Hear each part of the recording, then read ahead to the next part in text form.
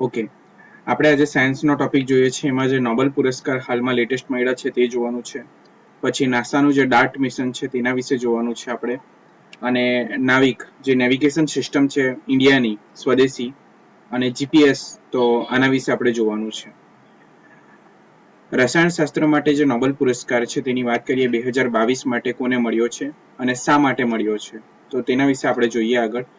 તો આજે નોબેલ પુરસ્કાર વિજેતા છે કેરોલિન આર બાર્ટોઝી, યુએસના છે, અમેરિકાના.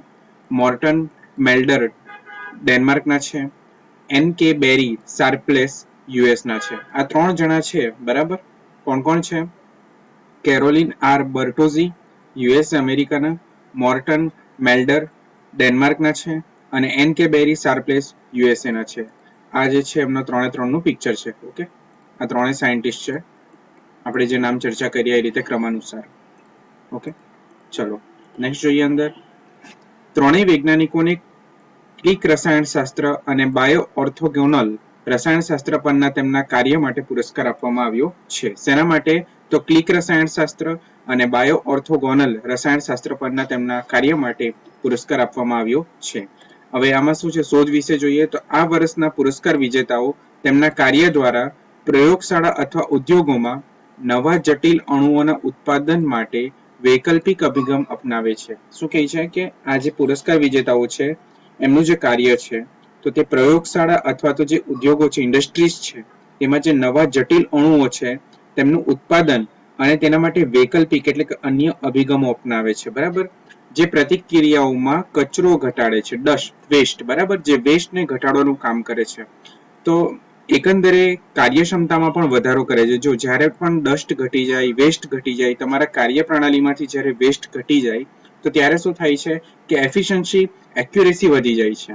તો ખાસ કરીને ક્ષેત્ર જોઈએ તો ફાર્માસ્યુટિકલ ક્ષેત્ર એટલે કે દવા બનાવતું જે ક્ષેત્ર છે એના પર સંશોધન કરતું ક્ષેત્ર છે, તેમાં કુદરતી રીતે બનતા પરંતુ ઔદ્યોગિક રીતે સંશ્લેષિત અણુઓનો વ્યાપક ઉપયોગ થાય છે. કેવા અણુઓ? સંશ્લેષિત અણુઓનો વધારે ઉપયોગ થાય છે. પ્રત્યેક કિલોગ્રામ દવાના ઉત્પાદનમાં લગભગ 25 થી 100 કિલો રાસાયણિક કચરો ઉત્પન્ન થાય છે. તો આ રાસાયણિક કચરાને ઓછું કરવાનું, આ રાસાયણિક કચરાને સાઇડલાઇન કરવાનું, બરાબર, ઘટાડો કરવાનું કામ એના માટે જે શોધ છે તે કોણે કરી છે? તો આ 3 વૈજ્ઞાનિકોએ કરી છે. શું કહે છે કે જે જટિલ અણુઓનું ઉત્પાદન છે તેના માટે વૈકલ્પિક અભિગમ અપનાવે છે, જે પ્રતિક્રિયાઓમાં શું કરે છે? કચરો ઘટાડે છે, વેસ્ટ ઘટાડવાનું કામ કરે છે. તો તેના વિશે અભ્યાસ છે આપણો. ઓકે, તો શું છે કે ફાર્માસ્યુટિકલમાં જેટલી દવા બને છે કિલોગ્રામના દરમાં, તેમાંથી 25 થી 100 કિલો એવું રાસાયણિક કચરો ઉત્પન્ન થાય છે. તો તે વેસ્ટને ઘટાડવાનું કામ કરે છે આ શોધ. ઓકે, ચલો નેક્સ્ટ જોઈએ આપણે. બેરી શાર્પ્લેસે રાસાયણિક પ્રતિક્રિયામાં ફેરફાર કર્યો છે, જેનો ઉપયોગ ફાર્માસ્યુટિકલ ક્ષેત્રમાં લગભગ 40 વર્ષથી કરવામાં આવે છે. ફાર્માસ્યુટિકલ ક્ષેત્રમાં શું છે, 40 વર્ષથી જે પ્રક્રિયા ચાલુ છે, તો તેની રાસાયણિક પ્રતિક્રિયામાં જે ફેરફાર કરવાની જે શોધ છે કોણે કરી છે? બેરી શાર્પ્લેસે કરી છે. આ પ્રતિક્રિયા નાઇટ્રોજન ધરાવતું ચક્રીય સંયોજન ઉત્પન્ન કરવાની હતી. હવે આ નાઇટ્રોજન જે ચક્રીય સંયોજન છે એનો ઉપયોગ શું છે? તો ફાર્માસ્યુટિકલ ક્ષેત્રમાં વિવિધ પરમાણુઓ માટે નિર્માણ બ્લોક તરીકે થતો હતો. પરંપરાગત પ્રક્રિયાઓમાં ઘણી બાય પ્રોડક્ટ્સ પણ બનાવવામાં આવી હતી. શાર્પ્લેસને જાણવા મળ્યું કે ઉત્પ્રેરક તરીકે તાંબાનો ઉપયોગ સંપૂર્ણપણે બાય પ્રોડક્ટ્સને દૂર કરવાનો છે. મતલબ જે વેસ્ટ પ્રોડક્ટ આવે તેની વાત ચાલે છે અને માત્ર ઈચ્છિત રસાયણ જ ઉત્પન્ન કરે છે. તો આમાં ફરીને વાત ક્યાં આવે છે કે જે વેસ્ટ પ્રોડક્ટ છે, જે એક્સ્ટ્રા મટીરિયલ બને છે, જે એક્સ્ટ્રા રસાયણ બને છે, બરાબર, તો તેને સાઇડલાઇન કરવાનું છે અને જે જરૂરી રસાયણ છે તેને જ આપણે ઉત્પન્ન કરવાનું છે. તો તેના માટે આ જે શોધ છે તેમણે કરી છે. શેની શોધ, શેના થકી કર્યું છે તેમણે? તો નાઇટ્રોજન ચક્રીય સંયોજન ઉત્પન્ન કરીને આ જે શોધ છે તેમણે કરી છે. એમાં શું કરે છે કે આ પરમાણુ માટે એક નિર્માણ બ્લોક કરે છે, જે જરૂરી નથી, જે અણુઓની જરૂર નથી, જે પરમાણુઓની જરૂર નથી, તેને બ્લોક કરે છે અને સંપૂર્ણપણે જે બાય પ્રોડક્ટ છે તો તેને દૂર કરે છે. શેનો ઉપયોગ કર્યો છે એમાં? ઉત્પ્રેરક તરીકે. તો ઉત્પ્રેરક તરીકે તેમણે તાંબાનો ઉપયોગ કર્યો છે, બરાબર.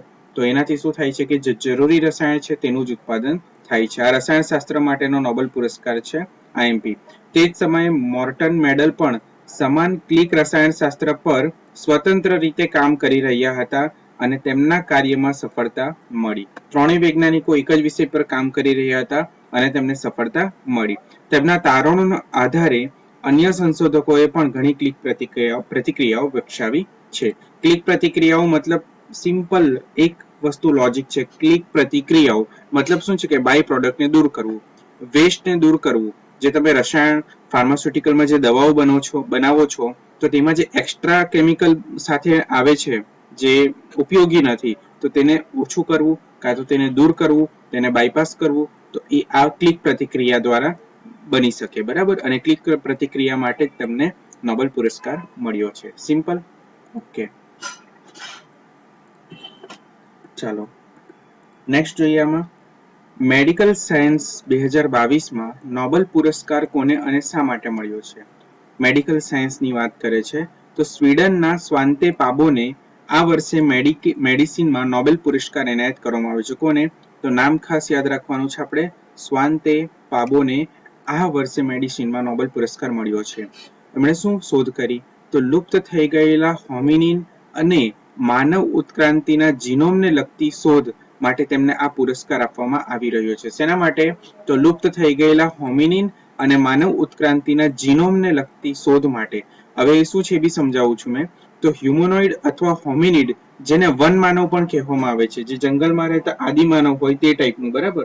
તો તે પ્રાણી પરિવારનું નામ છે. બરાબર. શું છે આ હોમિનિન, માનવ ઉત્ક્રાંતિના જે જીનોમ છે, તો હ્યુમનોઇડ એટલે કે આ જે છે એક આદિમાનવ ટાઈપનું, વન માનવ ટાઈપનું એક પ્રાણી છે. તો તેના વિશેની વાત છે અહીંયા આપણી પાસે. શોધ વિશે જોઈએ તો સ્વાન્તે પાબો જર્મનીમાં મળી આવેલા ડેનિસોવન નામના 40,000 વર્ષ જૂના હોમિનિન હાડકાના ટુકડામાંથી મિટોકોન્ડ્રિયલ જીનોમના એક ભાગને અનુક્રમિત કરવા માટે તેમની અત્યાધુનિક પદ્ધતિનો ઉપયોગ કરવામાં સક્ષમ હતા. આ જીનોમને શું કરવું? અનુક્રમિત. મતલબ કે આજે વનમાનવનું જે હાડપિંજર મળી આવ્યું છે, સીધી દેશી ભાષામાં આ જે હાડકા મળી આવ્યા છે તેના જે જીનોમ છે, બરાબર, તેને અનુક્રમમાં ગોઠવવાના છે. બરાબર. તો તેના માટે એમણે પદ્ધતિનો ઉપયોગ કરે છે. આ અશક્ય કાર્યને પૂર્ણ કરવા માટે તેઓએ લુપ્ત હોમિનિનના માઇટોકોન્ડ્રિયલ ડીએનએ નો અભ્યાસ કર્યો. બરાબર. જો એક વસ્તુ છે, એમને પુરસ્કાર ઇઝી એમને એમ નહીં મળી જાય. નોબેલ પુરસ્કાર મેડિસિનમાં, ફિઝિક્સ, રસાયણ ફિઝિક્સ, ભૌતિક વિજ્ઞાનમાં, રસાયણશાસ્ત્રમાં એમને એમ નહીં મળે. ખૂબ જટિલ શોધ કરવી પડે. તો જટિલ શોધ કરી છે એટલે થિયરી પણ જટિલ છે. તો એમણે શું કર્યું છે? તો એમણે જે આજે છે મિટોકોન્ડ્રિયલ જીનોમના એક ભાગને અનુક્રમિત કરવા માટે એક અત્યાધુનિક પદ્ધતિનો ઉપયોગ કરવાનું શોધ કરી. બરાબર. અને એમણે એ શોધ પરથી શું કર્યું કે લુપ્ત હોમિનિનના માઇટોકોન્ડ્રિયલ ડીએનએ નો અભ્યાસ કર્યો અને તેમના ડીએનએ ની હજારો નકલો મળી તેમાંથી, જેનાથી જીનોમ સિક્વન્સિંગની શક્યતા વધી. જીનોમ સિક્વન્સિંગ એટલે શું કે જીનોમના ભાગને શું કરવું? એક વ્યવસ્થિત એને પાર્ટમાં ગોઠવવો. બરાબર. એક શૃંખલા બનાવી, જે હાડપિંજર મળ્યું છે તેની વાત ચાલે છે. ઓકે, નેક્સ્ટ જોઈએ. આમાં આપણે સ્વાન્તે પાબોએ તારણ કાઢ્યું કે લગભગ 70,000 વર્ષ પહેલા આફ્રિકા છોડ્યા પછી યુરેશિયન પ્રદેશમાં રહેતા નિએન્ડરથલ્સ અને ડેનિસોવન્સ હોમોસેપિયન્સ સાથે ભળી ગયા અને હોમોસેપિયન્સમાં જનીન ટ્રાન્સફર થયા. સ્વાન્તે પાબોએ તે પણ જણાવ્યું કે પેલિયોજેનોમિક્સ નામની સંપૂર્ણ નવી વૈજ્ઞાનિક શાખાની સ્થાપના કરી તેમણે, અને પુનઃનિર્માણ દ્વારા લુપ્ત હોમિનિન્સની ડીએનએ અને આનુવંશિક માહિતીના અભ્યાસ પર તેમણે ધ્યાન કેન્દ્રિત કર્યું. મતલબ શું છે? જે વન માનવ છે, જે ચિમ્પાન્ઝી જેવા પહેલા જે માનવી બનવાની શરૂઆત થઈ, બરાબર, જે માનવ બનવાની શરૂઆત થઈ, બરાબર, તો તે કેવી રીતે થઈ? તો તેના ડીએનએ અને તેના આનુવંશિક વસ્તુઓનો અભ્યાસ કરવા માટે આ સાહેબને જે નોબેલ પુરસ્કાર છે તે મળ્યું છે. સ્વાન્તે પાબોની શોધોનું મહત્વ શું છે? તો પાબોની શોધે એક અનન્ય સંસાધન પ્રદાન કર્યું, જેનો વૈજ્ઞાનિક સમુદાય દ્વારા માનવ ઉત્ક્રાંતિ અને સ્થળાંતરને વધુ સારી રીતે સમજવા માટે વ્યાપકપણે ઉપયોગ કરી શકાય છે. સીધું લેહમેન ટર્મમાં કહું કે જે આદિમાનવ હતો, વન માનવ હતો, બરાબર, તો તેનું જે ડીએનએ છે, તેનું જે સિક્વન્સ છે, તો તેના પર અભ્યાસ કરવા માટે, બરાબર, તો આ વ્યક્તિને જે પુરસ્કાર છે તે મળ્યો છે. ઓકે, તેમની શોધો દર્શાવે છે કે હોમિનિન્સના જનીનો આજે વિવિધ ચેપ સામે માનવીની રોગપ્રતિકારક શક્તિને પ્રભાવિત કરે છે. ઉદાહરણ તરીકે જોઈએ તો ડેનિસોવન હોમિનિન્સ, આ ડેનિસોવન શું છે? એક પ્રજાતિનું નામ છે, મતલબ જે અલગ અલગ સમયમાં જે આજે વનમાનવ જે થઈ ગયા તો તેમની એક પ્રજાતિનું નામ છે. તો ડેનિસોવન હોમિનન્સમાંથી EPAS1 બરાબર જનીન મળ્યું છે. તો તે તિબેટિયન લોકો ઊંચાઈવાળા વિસ્તારોમાં રહેવાનું વલણ ધરાવે છે. થોડુંક અટપટું છે, પરંતુ એકદમ સીધી ગુજરાતી લેંગ્વેજમાં આટલું સમજાવી શકાય એને કે આ જે EPAS1 એટલે કે અલગ અલગ ટાઈપના જે જનીન હોય છે, તો તે રીતે જેમ કે પહાડી વિસ્તારોમાં રહેતા લોકો, જેમ કે રશિયા છે તો બરફવાળા વિસ્તારમાં રહેતા લોકો, પછી જોઈએ રેગિસ્તાનમાં જે ખૂબ જ ખતરનાક ગરમીમાં રહેતા લોકો, તો બધા આ જે લોકો છે એમના જનીન અલગ અલગ હોય અને એ જનીન કોના પર ડિપેન્ડન્ટ છે એનો અભ્યાસ કેવી રીતે, તો આ જ હોર્મોનિન્સમાંથી જ આપણે અભ્યાસ કરી શકીએ છીએ. બરાબર. અને આ જ બધું એટલે કે માનવ જાત જે છે તો તેના જે જનીન છે, તેના જે મતલબ લક્ષણ છે અને તેની જે અલગ અલગ મતલબ હ્યુમન સાયકોલોજી છે, તો તેનું અભ્યાસ કે સ્વાંતે પાબોની શોધ પરથી આપણને ઘણી બધી એનું મતલબ આપણે શું એનાલિસિસ કરી શકીએ છીએ. બરાબર. તો એના માટે અમને નોબેલ પુરસ્કાર મળ્યો છે. હું પાછો સમજાવીશ એકવાર. હવે ભૌતિક શાસ્ત્ર 2022માં નોબેલ પુરસ્કાર કોને મળ્યો છે? તો વર્ષ 2022માં ભૌતિક શાસ્ત્રમાં નોબેલ પુરસ્કારની જાહેરાત રોયલ સ્વીડિશ એકેડેમી ઓફ સાયન્સે કરી છે. બરાબર. જો દર વખતે આ royal Swedish academy of science જે છે તે નોબેલ પુરસ્કારની જાહેરાત કરે છે. કોને મળ્યો છે? તો એલેન એસ્પેક્ટને મળ્યો છે, ફ્રાન્સના વૈજ્ઞાનિક છે. જોન એફ ક્લોઝરને મળ્યો છે, યુએસએના વૈજ્ઞાનિક છે. અને એન્ટોન ઝિલિંગર ઓસ્ટ્રિયાના જે વૈજ્ઞાનિક છે તેમને મળ્યો છે ભૌતિક શાસ્ત્રમાં અમને નોબેલ પુરસ્કાર મળ્યો છે. શેના માટે મળ્યો છે? તો ક્વોન્ટમ ઇન્ફોર્મેશન સાયન્સ પરના સંશોધન માટે તેમને આ પુરસ્કાર આપવામાં આવ્યો છે. શેના માટે? તો ક્વોન્ટમ ઇન્ફોર્મેશન સાયન્સ, ખાસ યાદ રાખજો. તો તેના માટે તેમને આ પુરસ્કાર આપવામાં આવ્યો છે. શોધ વિશે ત્રણેય વૈજ્ઞાનિકોએ એન્ટેંગ્લેન્ટ ક્વોન્ટમ સ્ટેટ પર ઘણા પ્રયોગો કર્યા. શેના પર? એન્ટેંગ્લેડ પર જે પ્રયોગો છે એમાં બે અલગ અલગ ક્વોન્ટમ શું કહે છે, જે અલગ અલગ અણુઓ છે, બરાબર, કણો છે, જે એક જ એન્ટિટી તરીકે વર્તે છે. મતલબ હવે આ થિયરી બી તમને પછી સમજાવીશ. ફિઝિક્સની વસ્તુ છે એટલે તમને ઇઝીલી આઈડિયા નહીં આવશે, પણ એમ કેવું કે બે કણો છે, બે અલગ અલગ પ્રકારનું વસ્તુ છે, તો તે એક જ લક્ષણ ગુણધર્મ ધરાવતું બની જાય છે. બરાબર. બે અલગ ટાઈપની વસ્તુ આ થિયરી દ્વારા એક જ ગુણધર્મ ધરાવતું બની જાય છે. મતલબ કારેલું અને મતલબ તમને કહું કે એક કારેલું લો અને એક સ્વીટ્સ લો, બરાબર, એનો ગુણધર્મ એક જ એન્ટિટી બની જાય છે. કોના દ્વારા? તો આ પ્રયોગ થકી, એન્ટેંગ્લેન્ડ ક્વોન્ટમ સ્ટેટ્સના પ્રયોગ દ્વારા. બરાબર. વસ્તુની વાત નથી, શેની વાત છે? ક્વોન્ટમની વાત છે, કણોની વાત છે. બરાબર. એટલે આ કણો પૂરતું જ છે. બરાબર. શાકભાજી કે તમે આમાં રિયલ લાઈફમાં નહીં લઈ આવતા. ઓકે. નોંધનીય છે કે 1960ના દાયકામાં જોન સ્ટુઅર્ટ બેલ અસમાનતા તરીકે ઓળખાતી ગાણિતિક અસમાનતા વિકસાવી હતી. આ હેઠળ તેમણે સમજાવ્યું કે હિડન વેરિયેબલ સંકલિત ક્વોન્ટમ સ્ટેટ્સ માટે પણ જવાબદાર છે. આ પણ સમજાવીશ તમને, પણ મેઇન વસ્તુ હમણાં ખાલી એક જ વસ્તુ ધ્યાન રાખો. આજે ત્રણેય વૈજ્ઞાનિક છે, બરાબર, તો તેમને શેના માટે પુરસ્કાર મળ્યો છે? તો ક્વોન્ટમ ઇન્ફોર્મેશન સાયન્સ પરના સંશોધન માટે એમને ભૌતિક શાસ્ત્રમાં અમને નોબેલ પ્રાઇઝ મળ્યું છે. બરાબર. આટલી વસ્તુ ધ્યાનમાં રાખજો. બરાબર. શું નામ છે? તો ભૌતિક શાસ્ત્રમાં એલેન એસ્પેક્ટ, જોન એફ ક્લોઝર અને એન્ટોન ઝિલિંગર. બરાબર. આ ત્રણે ત્રણ. બરાબર. આ રીતે છે. ઓકે. તો આપણે નોબેલ પુરસ્કાર જોઈ લીધા. હવે નાસાનું ડાર્ટ મિશન વિશે જોઈએ. ડાર્ટ મિશન શું છે? DART ડાર્ટ મિશન વિશે માહિતી લઈએ. ડાર્ટ મિશન એટલે કે એનું ફૂલ નેમ છે, DART નું ફૂલ નેમ છે ડબલ એસ્ટ્રોઇડ રીડાયરેક્શન ટેસ્ટ. શું કહે છે? ડબલ એસ્ટ્રોઇડ રીડાયરેક્શન ટેસ્ટ હેઠળ નાસા દ્વારા મોકલવામાં આવેલ અવકાશયાન એટલે કે રોકેટ, અવકાશયાનની જગ્યાએ હું રોકેટ વધારે પસંદ કરીશ અહીં લખવાનું, રોકેટ દ્વારા તાજેતરમાં પૃથ્વીથી મિલિયન કિમી દૂર સૂર્યની પરિક્રમા કરતા 160 મીટર પહોળા એસ્ટ્રોઇડ ડીમોફોર્સ સાથે અથડાયું હતું. એસ્ટ્રોઇડનું નામ શું છે? ડીમોફોર્સ. તો આ જે રોકેટ છે તે શું છે? ડીમોફોર્સ. બરાબર. તો ડીમોફોર્સ રોકેટ સાથે અથડાયું હતું. ગયા વર્ષે આ જ હેતુ માટે આ અવકાશયાનને લોન્ચ કરવામાં આવ્યું હતું.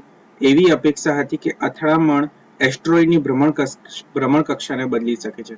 જો સીધું લેહમેન ગુજરાતીમાં કહું સાદી ભાષામાં કે ધારો કે કોઈ ઉલ્કા કે કોઈક એસ્ટ્રોઇડ પૃથ્વી તરફ આવી રહ્યો હોય, બરાબર, ને ખૂબ મોટો હોય, બરાબર, અને પૃથ્વી સાથે અથડાઈને જ્યારે ડાયનેસોરો નાશ થયા તો તેમ આપણી પૃથ્વી પર નાશ કરે, તેની જગ્યાએ આ લોકોએ શું કર્યું કે એક એક્સપેરિમેન્ટ કર્યો કે ભાઈ કોઈ એસ્ટ્રોઇડ એકદમ નજીક આવી ગયો પૃથ્વીને અને એને પરમાણુ બોમ્બ કે ન્યુક્લિયર બોમ્બથી ઉડાવવામાં આવે તો પૃથ્વીને પણ ડેમેજ થઈ શકે, બરાબર. તો બેટર કે બીજો રસ્તો શોધીએ કે કોઈ એસ્ટ્રોઇડ જો આપણને ડાયરેક્શન ખબર પડી જાય પૃથ્વી તરફ આવતો હોય અને આપણે એની ડાયરેક્શન જ ચેન્જ કરી દઈએ તો શું કહે છે, એ એસ્ટ્રોઇડની ડાયરેક્શન જ ચેન્જ કરી દઈએ તો એની ભ્રમણ કક્ષા જ બદલી દઈએ તો તે પૃથ્વી સાથે અથડાય જ નહીં અને આપણો ખર્ચો પણ બચી જાય, બરાબર. તો આ જ વસ્તુ માટે આ નાસાનું ડાર્ટ મિશન છે, બરાબર. તો ડાર્ટ મિશનમાં શું છે કે આજે 160 મીટર એક પહોળો એસ્ટ્રોઇડ છે, એનું નામ છે ડીમોફોર્સ. તો તેની સાથે શું એક નાસાનું રોકેટયાન અવકાશયાન અથડાય છે અને એની ડાયરેક્શન બદલવાની દિશામાં કામ કરે છે. તો આ અથડામણ કેટલું સફળ રહ્યું તે તપાસ બાદ આપણને ખબર પડશે. તો લક્ષિત એસ્ટ્રોઇડ એટલે કે લક્ષિત એટલે ટાર્ગેટ કરેલો જે એસ્ટ્રોઇડ છે એનું નામ છે ડીમોફોર્સ. વાસ્તવમાં ડીડીમોસ નામનો એક મોટો એસ્ટ્રોઇડ છે, તેનો ઉપગ્રહ છે, બરાબર. શું કહે છે, ધ્યાનથી જોજો, બહુ કન્ફ્યુઝન નહીં કરતા. જેમ કે એક આપણો ગ્રહ છે પૃથ્વી, તેમ એક ડીડીમોસ નામનો શું છે એસ્ટ્રોઇડ છે, બરાબર. જેમ આપણે એક ગ્રહ છે પૃથ્વી તેમ ડીડીમોસ નામનો એક શું છે મોટો એસ્ટ્રોઇડ છે. અને તેનો જે ઉપગ્રહ કહીએ, આપણો ઉપગ્રહ કોણ છે, ચંદ્ર, બરાબર. આપણો કુદરતી ઉપગ્રહ કોણ છે, ચંદ્ર, એમ જોઈએ તો આનો જે ઉપગ્રહ છે તે કોણ છે, ડીમોફોર્સ, બરાબર. આ ડીડીમોસ જે છે પૃથ્વી છે અને તેનો ચંદ્ર કોણ છે, ડીમોફોર્સ. તો આપણે પ્લાન કર્યું કે ભાઈ ડીમોફોર્સને આપણે ડાયવર્ટ કરીએ, પહેલા એની ભ્રમણ કક્ષામાંથી હટાવીએ, બસ એ રીતે. તો આજે છે ડીડીમોસ જે છે કેટલો પહોળો છે, 780 મીટર પહોળો છે, જ્યારે એનો ઉપગ્રહ ડીમોફોર્સ જે છે, બરાબર, તે કેટલો પહોળો છે, 160 મીટર, મતલબ તેનાથી નાનો છે, બરાબર. ઓબ્વિયસલી પૃથ્વી મોટી છે, ચંદ્ર એના કરતા ઘણો નાનો છે, બરાબર. અથડામણ માટે મોટા એસ્ટ્રોઇડ ડીડીમોસ કરતા નાના એસ્ટ્રોઇડ ડીમોફોર્સને આપણે શું લક્ષ્ય બનાવ્યું, કારણ કે ડીમોફોર્સની પ્રમાણમાં નાની ભ્રમણ કક્ષા છે, જેથી તેનું વિચલન મતલબ જે બી રિએક્શન આવશે રોકેટને અથડાવ્યા બાદ જે બી રિએક્શન આવશે તો તેને માપવાનું સરળ બને એના માટે આપણે કોને પસંદ કર્યો, ડીમોફોર્સને પસંદ કર્યો આપણે. ઓકે. અને એનો મેઇન જે એસ્ટ્રોઇડ કોણ છે, ઓકે, ડીડીમોસ છે, બરાબર. અને ડીમોફોર્સ એનો ઉપગ્રહ છે. એ રીતે આગળ વધીએ.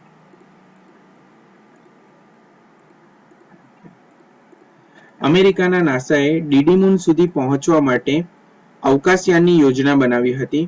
આ યોજના અમેરિકાની ડાર્ટ એટલે કે ડબલ એસ્ટ્રોઇડ રીડાયરેક્શન ટેસ્ટ, ખબર જ પડી જાય, જો ડબલ એસ્ટ્રોઇડ મતલબ બે એસ્ટ્રોઇડ હોય કાં તો કોઈક એસ્ટ્રોઇડ એને રીડાયરેક્શન કરવાનો છે, તો આ યોજના ચલાવી છે. જણાવો કે ડાર્ટ પ્લાન એક એવી યોજના છે જેમાં પૃથ્વી પર આવી મિસાઇલ છોડવામાં આવશે, પૃથ્વી પરથી એવી મિસાઇલ છોડવામાં આવશે જે અવકાશમાં જઈને તેની ભ્રમણ કક્ષામાંથી નજીક આવતા એસ્ટ્રોઇડને વેરવિખેર કરી દેશે. મતલબ જે એસ્ટ્રોઇડ નજીક આવે છે તો તેની ડાયરેક્શન બદલવાનું કામ કરશે, તેથી તે પૃથ્વી સાથે ટકરાઈ ન શકે અને તેને નુકસાન ન પહોંચાડી શકે. અમેરિકાની આ યોજના 2022માં એક ડાર્ટ ડીડીમૂન પર જશે. આ ડીડીમૂન પ્લાન છે, બરાબર, ડીડીમૂન પ્લાન છે. તો અમેરિકાની યોજના 2022માં એક ડાર્ટ ડીડીમૂન પર જશે અને તેનો ભ્રમણ માર્ગ બદલશે. આ માટે ડાર્ટ જાણી જોઈને 6 કિલોમીટર સેકન્ડની ઝડપે ડીડીમૂનને હિટ કરશે અને તે સમયે ડાર્ટ પાસે શું ગોઠવેલું હશે, કેમેરા અને ઓટોનોમસ ડ્રાઇવિંગ સોફ્ટવેર હશે. આ અથડામણ પછી તે એસ્ટ્રોઇડને 2026માં શોધવામાં આવશે. કોને, ડીડીમૂનને 2026માં શોધવામાં આવશે કે ખરેખર એની ડાયરેક્શન ચેન્જ થઈ છે, બહુ મિલિયન દૂર છે આપણા પૃથ્વીથી, બરાબર. તો ત્યાં જઈને એને ક્રેશ થશે. ક્રેશ થયા બાદ એસ્ટ્રોઇડની ડાયરેક્શન બદલાશે કે નહીં તે આપણને 2026માં ખબર પડશે, બરાબર. તો અમેરિકાની ડાર્ટની અથડામણની ત્યાં શું અસર થઈ છે, તે એસ્ટ્રોઇડની તેની ભ્રમણ કક્ષામાંથી કેટલો વિખેરાઈ ગયો તે આપણને 2026માં ખબર પડશે, બરાબર. હવે જોઈએ નાસાનું ડાર્ટ મિશન. તો ડીડીમૂન શા માટે પસંદ કરવામાં આવ્યો? તો ડીડીમૂન પસંદ કરવામાં આવ્યો કારણ કે તે ખૂબ જ નાનો છે અને પૃથ્વીની ખૂબ નજીક છે. તે 12 કલાકમાં ડીડીમોસની આસપાસ ફરે છે. કેટલા કલાકમાં? ડીડીમોસ જે છે તેની આસપાસ 12 કલાકમાં ફરે છે. ડીડીમોસ એનો મોટો ઉપગ્રહ છે. ડીડીમૂન અને ડીડીમોસ, બરાબર. તો ડીડીમોસ મોટો ગ્રહ છે એમ સમજો, અને ડીડી મૂન એનો ઉપગ્રહ છે. ડીડીમોસ શું છે? પૃથ્વી છે એમ સમજો, અને ડીડી મૂન શું છે? એનો ઉપગ્રહ ચંદ્ર છે. આ રીતે, ઓકે, એટલે કન્ફ્યુઝન નહીં થાય. તેમાંથી વિચલિત થવું સરળ માપી શકાય તે માટે આપણે કોને પસંદ કર્યો છે? ડીડી મૂનને પસંદ કર્યો છે. અને ડીડીમોસ શું છે? તો ડીડીમોસ એ એસ્ટ્રોઇડની જોડી છે, જેમાં મોટો એસ્ટ્રોઇડનો વ્યાસ 780 માઇલ છે અને ભ્રમણ કક્ષાનો સમય 2.26 કલાક છે. ધ્યાન રાખો કે ડીડી મૂન નામનો ચંદ્ર ડીડીમોસની આસપાસ ફરે છે. મેં કીધું ને, ડીડી મૂન જે છે, ડીડી મૂન આ ચંદ્ર છે, તે આ ડીડીમોસની આસપાસ ફરે છે. એટલે ડીડીમોસ શું છે? પૃથ્વી છે એમ સમજો. ઓકે, બસ આટલી વસ્તુ ધ્યાનમાં રાખો. તો આ છે ચંદ્ર, નાસાનું ડાર્ટ મિશન. ઓકે, હવે નાવિક શું છે અને તે જીપીએસ થી કેવી રીતે અલગ પડે છે? તો આ નાવિક જે છે ને, તે સ્પેશિયલી ઇન્ડિયાનું છે. જેમ કે તમે મોબાઈલમાં જીપીએસ ઓન કરો તો તમે રસ્તા બતાવશે, બરાબર. તમારે રસ્તો ફાઇન્ડ કરવો હોય, કોઈ લોકેશન ફાઇન્ડ કરવું હોય, તમે શું કરશો? ફટાક દેખીને મોબાઈલમાંથી જીપીએસ ઓન કરી દેશો અને ડાયરેક્શન ઓન કરી દેશો, એટલે તમને ત્યાં પહોંચાડી દેશે. તો નાવિક એ પણ એવું જ છે, બરાબર, જીપીએસ જેવું જ છે. તો ચાલો એમાં સમજીએ કે ભારત સરકાર આગામી વર્ષથી તેની નેવિગેશન સિસ્ટમ સાથે દેશમાં વેચાતા નવા સ્માર્ટફોનને એકત્રિત કરવા માટે સ્માર્ટફોન ઉત્પાદકો પર દબાણ લાવી રહી છે. ઓકે, હવે ભારત સરકાર શું કહે છે સ્માર્ટફોન મેકર્સ કંપનીઓને કે ભાઈ તમે ઇનબિલ્ટ તમારા મોબાઈલ્સમાં ઘણી બધી એપ્સ આવતી હોય છે, ઇનબિલ્ટ હોય છે. જેમ કે ગૂગલ ક્રોમ છે, ગૂગલ પ્લે સ્ટોર છે, ઘણી બધી એવી એપ્સ હોય. તમે સેમસંગના લો, એમઆઈના લો કે ઓપ્પો વિવોના ફોન લો, તો એની ઇનબિલ્ટ એપ્સ આવે છે પહેલેથી, તેને તમે અનઇન્સ્ટોલ નહીં કરી શકો, બરાબર. તો એવી એપ્સ માટે એ જ રીતે એક વેન્ચરમાં ભારત સરકાર એમ કહે છે કે ભાઈ અમારી પણ એક ઇનબિલ્ટ આવો નેવિક ફરજિયાત, બરાબર. એ રીતે તો આના માટે સરકાર પ્રેશરાઇઝ કરી છે કે ભાઈ સ્માર્ટફોન મેકર્સે ફરજિયાત આ નાવિક સિસ્ટમ આપવી પડશે, બરાબર. હાલમાં નાવિકનો ઉપયોગ મર્યાદિત છે, લિમિટેડ છે. તેનો ઉપયોગ શું છે? તો ભારતમાં સાર્વજનિક વાહન ટ્રેકિંગ માટે, ઊંડા સમુદ્રના માછીમારોને કટોકટીની ચેતવણી માટે, બરાબર. જો એક તો પહેલા કે ટ્રેકિંગ માટે, વાહન ટ્રેકિંગ માટે, જે વાહનો આપણા ઇન્ડિયામાં ટ્રાન્સપોર્ટ સિસ્ટમ બહુ મોટી છે, બરાબર. જેમ કે તમે જોશો તો રેલ ટ્રાન્સપોર્ટ સિસ્ટમ છે, બરાબર. પછી ટ્રક દ્વારા થતો ટ્રાન્સપોર્ટ છે, વાહનો દ્વારા થતો ટ્રાન્સપોર્ટ છે. તો તેને ટ્રેક કરવા માટે આ સિસ્ટમ ખૂબ ઉપયોગી છે. પછી ઊંડા સમુદ્રના માછીમારોને કટોકટીની ચેતવણી આપવા માટે પણ ઉપયોગી છે. અને સ્થાનિક નેટવર્કની જ્યાં કનેક્ટિવિટી નથી અને કુદરતી આફતો સંબંધિત માહિતીઓને ટ્રેક કરવા માટે, જેમ કે વાવાઝોડું આવતું હોય તો તેના માટે આ નાવિક સિસ્ટમ ખૂબ ઉપયોગી છે. સ્માર્ટફોનમાં તેને સક્ષમ કરવું એ આગળનું પગલું છે કે ભાઈ દરેક સ્માર્ટફોનમાં તેને એમ્પ્લિફાઈડ કરવું, બરાબર. જેના માટે ભારત દબાણ કરી રહ્યું છે કોને? સ્માર્ટફોન મેકર્સ કંપનીઓને. નાવિક શું છે? તો નેવિગેશન વિથ ઇન્ડિયન કોન્સ્ટેલેશન. નાવિકનું પૂરું નામ શું છે? બહુ આઈએમપી છે આ, નેવિગેશન વિથ ઇન્ડિયન કોન્સ્ટેલેશન. ઓકે, આ ધ્યાન રાખજો. ચલો નાવિક વિશે આગળ જોઈએ આપણે. નાવિકનો ઉપયોગ કયા હેતુઓ માટે થઈ શકે છે? નાવિક જે છે શું છે? તો તેને Indian Space Research Organisation ISRO દ્વારા વિકસાવવામાં આવ્યું છે. કોના દ્વારા નાવિકને બનાવવામાં આવ્યું છે? તો Indian Space Research Organisation ISRO દ્વારા તેને વિકસાવવામાં આવ્યું છે. તે એક સ્વતંત્ર પ્રાદેશિક નેવિગેશન સેટેલાઇટ સિસ્ટમ છે જે ભારતની મુખ્ય ભૂમિની આસપાસ 15 કિલોમીટર ચાલે છે. તે વિસ્તારની આજ સુધીની સ્થિતિ સાથે સંબંધિત માહિતી આપવા માટે તૈયાર કરવામાં આવ્યું છે. નાવિક જે છે તે બે પ્રકારની સેવાઓ પૂરી પાડે છે. એક સ્ટાન્ડર્ડ પોઝિશનિંગ સેવાઓ જે તમામ વપરાશકર્તાઓ માટે ઉપલબ્ધ હશે. કેવી છે? સ્ટાન્ડર્ડ પોઝિશનિંગ સેવાઓ જે તમામ વપરાશકર્તાઓ માટે ઉપલબ્ધ હશે. અને પ્રતિબંધિત સેવાઓ જે ફક્ત અધિકૃત વ્યક્તિઓ માટે જ ઉપલબ્ધ હશે. જેમ કે ઇન્ડિયન નેવી, કોસ્ટલ ગાર્ડ માટે, ઇન્ડિયન આર્મી માટે, તેમજ જે ઉપરી અધિકારીઓ છે તો તેમના માટે જ ઉપલબ્ધ હશે, બરાબર. બે ટાઈપની સર્વિસ આપવામાં આવશે. એક તમામ વપરાશકર્તાઓ માટે અને જે બીજી જે ફક્ત અધિકૃત વ્યક્તિઓ માટે આપવામાં આવશે. નાવિક મૂળરૂપે 2006માં $174 મિલિયન ખર્ચ સાથે મંજૂર કરવામાં આવ્યું હતું, બરાબર, 2006માં. અને 2011ના અંત સુધીમાં પૂર્ણ થવાની ધારણા હતી, પરંતુ ક્યારે પૂર્ણ થયું? 2018માં તેને કાર્યરત કરવામાં આવ્યું.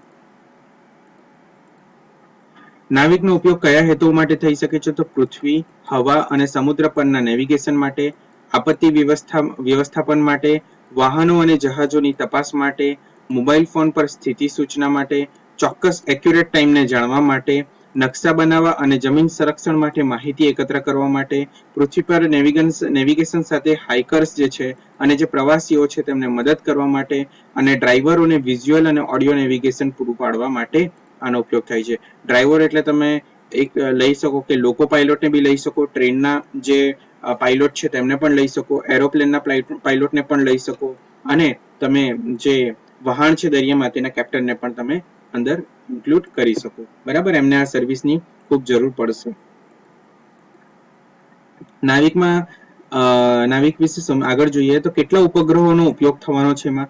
તો નાવિક એક પ્રાદેશિક પ્રણાલી છે, તેમાં 8 ઉપગ્રહો હશે. બરાબર, 8 ઉપગ્રહોનો ઉપયોગ કર્યો છે, જે ભારતમાં સમગ્ર ભૂમિ વિસ્તારને અને તેની સરહદોથી 1500 કિલોમીટર સુધીના અંતરને આવરી લે છે. બરાબર, એટલે કે ભારતની જેટલી કોસ્ટલ લાઇન છે, બોર્ડર છે, તેનાથી બી 1500 કિલોમીટર દૂર, એટલે કે ચીનનો અંદર સુધીનો 1500 કિલોમીટરનો વિસ્તાર, પાકિસ્તાનનો પેલી સાઈડનો 1500 કિલોમીટરનો વિસ્તાર, નીચે શ્રીલંકાથી હિન્દ મહાસાગર સુધીનો 1500 કિલોમીટરનો વિસ્તાર, આ બધો વિસ્તાર નાવિક પોતાના અંદર આવરી લેશે. બરાબર, આમાંથી 3 ઉપગ્રહો હિન્દ મહાસાગર પર જીઓ સ્ટેશનરી પોઝિશન્સમાં અને 4 જીઓ સિન્ક્રોનસ હશે, એટલે કે તે દરરોજ આકાશમાં એક જ સમય રહેશે અને એક જ બિંદુએ આ ઉપગ્રહ દેખાશે. અને નાવિક માટે પૃથ્વી પર કેટલા સિસ્ટમ લગાવવામાં આવશે? 14 સિસ્ટમ, એટલે કે 14 સિસ્ટમ સ્ટેશન પૃથ્વી પર લગાવવામાં આવશે. ઉપગ્રહ કેટલા હશે નાવિક માટે? 8 ઉપગ્રહ જે અવકાશમાં રહેશે અને બાકીના 14 સ્ટેશન જે પૃથ્વી પર રહેશે. બરાબર, તો આ રીતે નાવિકને સેટઅપ કર્યું છે. નાવિક અને જીપીએસ વચ્ચેનો તફાવત શું છે? તો તફાવતમાં બહુ ખાસ તફાવત નથી, સેમ જ છે. તો મુખ્ય તફાવતમાં આ સિસ્ટમ દ્વારા આવરી લેવામાં સેવાક્ષમ વિસ્તાર છે. સમગ્ર વિશ્વમાં જીપીએસ નો ઉપયોગ થાય છે. જીપીએસ બધે પહોંચી જશે. બરાબર, આખા વર્લ્ડમાં જીપીએસ પહોંચી જશે અને તેના ઉપગ્રહો દિવસમાં 2 વખત પૃથ્વીની પરિક્રમા કરે છે. બરાબર, આ જીપીએસ માટેના જે ઉપગ્રહો છે તો તે પૃથ્વીની આખા દિવસમાં 2 વખત પરિક્રમા કરે છે. નાવિક હાલમાં ભારત અને તેના નજીકના પ્રદેશોમાં જ ઉપયોગ માટે રચાયેલો છે. નાવિકનો ઉપયોગ લિમિટેડ છે, ખાલી ભારત દેશ માટે અને તેનાથી 1500 કિલોમીટર દૂરના વિસ્તાર માટે. બરાબર, જીપીએસ ની જેમ વધુ 3 નેવિગેશન સિસ્ટમ વિશ્વમાં અવેલેબલ છે. બરાબર, વર્લ્ડમાં એમ પૂછવામાં આવે તમને કે ભાઈ જીપીએસ સિવાય એક તો નાવિક આપણા ભારતનું સ્વદેશી આવી ગયું, કેમ કે બીજા નેવિગેશન સિસ્ટમ કોઈ અવેલેબલ છે? યસ છે. કયા કયા અવેલેબલ છે? તો એક તો યુરોપિયન યુનિયનમાંથી ગેલેલિયો, રશિયાની માલિકીનું ગ્લોનાસ અને ચીનની બેઇડો. બરાબર, ચીનનું નામ, આજે ચીનનું જે નેવિગેશન સિસ્ટમ છે બેઇડો, બરાબર, તે અવેલેબલ છે. અને જાપાનની સેવાની સાથે સાથે જાપાન દ્વારા પણ એક છે QZSS, એ એશિયન ક્ષેત્રોને આવરી લેતી અન્ય પ્રાદેશિક નેવિગેશન સિસ્ટમ છે. બરાબર, 3 મુખ્ય છે અને એક જાપાનની પણ છે જે એશિયાને આવરી લે છે. ભારતની 2021 સેટેલાઇટ નેવિગેશન ડ્રાફ્ટ પોલિસી જણાવે છે કે સરકાર વિશ્વના કોઈ પણ ભાગમાં નાવિક સિગ્નલોને ઉપલબ્ધતા સુનિશ્ચિત કરવા માટે પ્રાદેશિક વૈશ્વિક કવરેજને વિસ્તૃત કરવા તરફ કામ કરે છે. મતલબ આજે નાવિક જે છે તેને સરકાર વિસ્તરણ કરશે. બરાબર, સરકાર તેનું શું કરશે? વિસ્તરણ કરશે અને બધા માટે આ સર્વિસ અવેલેબલ કરવાનું કામ કરશે. બરાબર, સ્વદેશી નેવિગેશન સિસ્ટમની જરૂર કેમ છે આપણને? તો સ્વદેશી નેવિગેશન સિસ્ટમ રાખવાથી દેશની સુરક્ષા વિશે સચોટ માહિતી મળે છે. બરાબર, દેશની સુરક્ષાની સચોટ, જેમ કે જીપીએસ છે તો જીપીએસ આપણને બધી માહિતી શેર નહીં કરશે કેમ કે અન્ય દેશનું છે. બરાબર, અને એ લોકો આપણને તમામ ડેટા પૂરો નહીં પાડશે. જેટલો ડેટા આપણને એ લોકોને લાગે કે ભાઈ આને આટલો ડેટા આપવા લાયક છે તો એટલો ડેટા આપશે. જેમ કે કારગિલ વોર થયું હતું તો ત્યારે આપણે કારગિલ વોરમાં પાકિસ્તાનના જે ઘૂસણખોરો છે, આતંકવાદીઓ છે અને આર્મી છે તો તે લોકો ઉપર ચડી ગયા હતા. બરાબર, લોકેશન પર. તો એમની લોકેશન માંગી હતી આપણે અમેરિકા પાસે, તો અમેરિકાએ પાકિસ્તાનનો સપોર્ટ કરીને સ્પષ્ટ ના પાડી દીધી હતી કે ના, અમે તમને જીપીએસ ઉપયોગ કરવા નહીં દઈશું. હા, હવે ભારત પાસે જે સેટેલાઇટ છે તે આપણે સક્ષમ છે, એટલે કે 2010 થી જ આપણે સક્ષમ થઈ ગયા હતા કે આપણે આવી પ્રોબ્લેમ આવી કારગિલ વોર જેવી તો આપણે જાતે પહોંચી વળીશું, અમેરિકાની આપણને જરૂર નહીં પડશે. પરંતુ હજુ વધુ પડતું આપણે એક્યુરેટ થવા માટે આ જે સર્વિસ છે, આ જે નેવિગેશન સિસ્ટમ છે એની ખૂબ જરૂર છે આપણને. બરાબર, તો નાવિકની કલ્પના વિદેશી સેટેલાઇટ સિસ્ટમ પર નિર્ભરતા દૂર કરવાના ઉદ્દેશ્ય સાથે કરવામાં આવી છે કે અન્ય દેશો પર આપણે નિર્ભર નહીં રહેવું પડે. બરાબર, જેમ કે આપણે ધારો કે રશિયાના જીપીએસ સિસ્ટમ પર, રશિયાની કોઈક એવી સિસ્ટમ પર આપણે નિર્ભર હોય અને એક દેશ યુદ્ધમાં ઉતરી ગયો કાં તો એ દેશમાં કઈ સર્વર પ્રોબ્લેમ થઈ ગઈ તો આપણે આ સર્વિસ ઉપયોગ નહીં કરી શકીએ. મતલબ આપણા દેશની સર્વિસ પણ હોવી ખૂબ જરૂરી છે. જીપીએસ અને ગ્લોનાસ જેવી, ગ્લોનાસ કોની છે? તો જીપીએસ અને ગ્લોનાસ જેવી સિસ્ટમો પર આધાર રાખવો હંમેશા વિશ્વસનીય ન હોઈ શકે, કારણ કે તે સંબંધિત દેશોની સંરક્ષણ એજન્સીઓ દ્વારા સંચાલિત છે. તો જે સિક્યુરિટી એજન્સી છે બીજા દેશોની, તો તેમના અંડરમાં છે, બરાબર. તો તેના પર ડિપેન્ડેબલ રહેવું આપણા માટે પોસિબલ નથી, અને સંભવ કે આ સેવાઓ એ લોકો ડાઉનગ્રેડ કરી શકે કે નકારી પણ શકે છે, બરાબર. એટલા માટે આપણને નાવિકની જરૂર છે. અને હું રેકોર્ડિંગ મેં કર્યું છે, વિડીયો હું આપીશ જે લોકો આજે પ્રેઝન્ટ રહ્યા છે એ લોકો માટે. ઓકે, તો આ સાયન્સનો ઇમ્પોર્ટન્ટ લેક્ચર હતો. આમાંથી 100% પ્રશ્ન પૂછાશે. આની બહારથી કોઈ પ્રશ્ન નહીં પૂછાય. સાયન્સમાં આમાંથી 100% પ્રશ્ન આવશે, બરાબર. તો ઓકે, તો આર્ટેમિસ 1 મિશન વિશે આપણે જોવાનું છે, નાસા મૂન મિશન, બરાબર. તો નાસાએ 3 સપ્ટેમ્બરના રોજ તેનું આર્ટેમિસ 1 મિશન શરૂ કર્યું હતું. નાસાનો આ બીજો પ્રયાસ હતો. પ્રક્ષેપણ પહેલા ઈંધણ લીક થવાને કારણે મિશનને રદ કરવું પડ્યું હતું, અને આ મિશન ફરી એકવાર નિષ્ફળ ગયું હતું, બરાબર. તો આ મિશન જે છે તો તે નિષ્ફળ ગયું છે. ઓકે, આર્ટેમિસ 1 મિશનની જે વિશેષતાઓ છે તો તે શું છે? તો આર્ટેમિસ એક માનવરહિત મિશન છે. ઓકે, અને બીજી વસ્તુ જેમાં સ્પેસ લોન્ચ સિસ્ટમ SLS નું પૂરું નામ છે space launch system SLS rocket Kennedy space centre ફ્લોરિડાથી લોન્ચ થવાનું હતું, બરાબર. આર્ટેમિસ તો નિષ્ફળ ગયું છે, પણ તેના વિશે માહિતી લઈ રહ્યા છે હમણાં આપણે. આર્ટેમિસ 1 કેમ નિષ્ફળ ગયું, કેમ લોન્ચ નહીં થયું? તો એનું કારણ છે કે ઈંધણ લીક થઈ જવાને કારણે આ મિશનને આપણે રદ કરવું પડ્યું હતું, અને આ મિશન બીજી વાર નિષ્ફળ ગયું છે. આર્ટેમિસ 1 જે છે તેની વિશેષતાઓ શું છે? તો તે માનવરહિત મિશન છે, જેમાં space launch system SLS rocket Kennedy space centre ફ્લોરિડાથી લોન્ચ થવાનું હતું. આ જે રોકેટ છે તો તે ક્યાંથી લોન્ચ થવાનું હતું? કેનેડી સ્પેસ સેન્ટર પરથી લોન્ચ થવાનું હતું, અને ફ્લોરિડામાં આવેલું છે, બરાબર. પૂછશે એક્ઝામમાં કે કેનેડી સ્પેસ સેન્ટર ક્યાં આવેલું છે? તો તે ફ્લોરિડામાં આવેલું છે. તે ઓરિયન ક્રૂ મોડ્યુલ સાથે સંકળાયેલું હશે. ચંદ્રની તેની યાત્રા દરમિયાન મિશન દ્વારા 10 નાના સંશોધન ઉપગ્રહો ક્યુબસેટ્સ પૃથ્વીની ભ્રમણ કક્ષામાં મૂકવામાં આવશે, બરાબર. આ મિશન જ્યારે લોન્ચ થશે ફરીથી, ત્યારે જે ચંદ્ર તરફની જે યાત્રા પ્રયાણ કરશે, ત્યારે આ મિશન દ્વારા 10 નાના સંશોધન ઉપગ્રહો ક્યુબસેટ્સ પૃથ્વીની ભ્રમણ કક્ષામાં મૂકવામાં આવશે. ઓરિયન ચંદ્રની સપાટીથી લગભગ 43,000 માઇલ એટલે કે 70,000 કિમીની ઊંચાઈએ પરિભ્રમણ કરશે, બરાબર. પેસિફિક મહાસાગરમાં તે પાછા ફરશે. ઓકે, સિમ્પલ છે. ઓકે, આર્ટેમિસ મિશન વિશે જોઈએ. હવે જો આ બીજો પ્રયાસ હતો. હવે જે 2024 નું પ્લાન છે આર્ટેમિસ મિશનનું, તો 2024માં માનવ મોકલવાનું લક્ષ્ય છે. પહેલા માનવ રહિતનો પ્રયત્ન ચાલી રહ્યો છે, હવે માનવ મોકલવાનું પ્લાનિંગ છે 2024માં. મહિલાને પ્રથમ વખત મોકલવામાં આવશે. જો આ વખતે પ્લાન છે કે ભાઈ વુમન ફર્સ્ટ, એ રીતે મહિલાઓને પણ મોકલવામાં આવશે. આ મિશનનો હેતુ ચંદ્રના દક્ષિણ ધ્રુવ અને અન્ય જે દૂરના વિસ્તારોમાં માનવ મિશન મોકલવાનો છે, બરાબર. શું કહે છે કે ચંદ્રના દક્ષિણ ધ્રુવ પર ખાસ ફોકસ છે, અને અન્ય દૂરના વિસ્તારોમાં માનવ મિશન મોકલવાનો જે પ્રયત્ન છે તે કરવામાં આવશે. અંદાજિત તેનું જે બજેટ છે, આ મિશનનું બજેટ છે $35 બિલિયન જેટલું છે. આર્ટેમિસ મિશન દ્વારા નાસા નવી ટેકનિકો, ક્ષમતાઓ, વ્યવસાયિક અભિગમો દર્શાવવા માંગે છે, જે ભવિષ્યના મંગળ મિશન માટે જરૂરી છે. પહેલા જે બી ડિફિકલ્ટીઝ છે, નવી સંશોધનો છે, જે નવી કેપેસિટીઝ છે, એબિલિટી છે, બરાબર, અને જે નવી બધી ટેકનિકો છે, તો એ ચંદ્રના એટલે કે આર્ટેમિસ મિશન પર ટેસ્ટ થશે. અને ત્યારબાદ ભવિષ્યમાં જ્યારે આ મંગળ ગ્રહ પર જવાનું આવશે, મંગળ મિશન આવશે, ત્યારે તે અનુભવોનો ઉપયોગ કરવામાં આવશે, એવું સિમ્પલ કહેવામાં આવે છે. ગ્રીક માન્યતા અનુસાર આર્ટેમિસ એ જંગલી પ્રાણીઓ શિકારની દેવી હતી, બરાબર, જે એપોલોની જોડિયા બહેન હતી. હવે આ જે એપોલો છે, મિશન શ્રેણી હેઠળ નાસાએ 1969 અને 1972 ની વચ્ચે ચંદ્ર પર 6 અવકાશ યાત્રીઓને મોકલ્યા હતા, બરાબર. તો આ બી ધ્યાન રાખજો. નાસાની પ્રસ્તાવિત યોજનામાં ઓરિયન અવકાશયાનમાં સ્પેસ લોન્ચ સિસ્ટમનું પૂરું નામ શોર્ટ SLS, બરાબર. આ જે સ્પેસ લોન્ચ સિસ્ટમ છે તે રોકેટ દ્વારા 4 અવકાશ યાત્રીઓની ચંદ્રની ભ્રમણ કક્ષામાં મોકલવામાં આવશે, બરાબર. 4 અવકાશ યાત્રીઓને ચંદ્રની ભ્રમણ કક્ષામાં મોકલવામાં આવશે. ત્યાંથી સ્પેસએક્સની હ્યુમન લેન્ડિંગ સિસ્ટમ. સ્પેસએક્સ કોનું છે?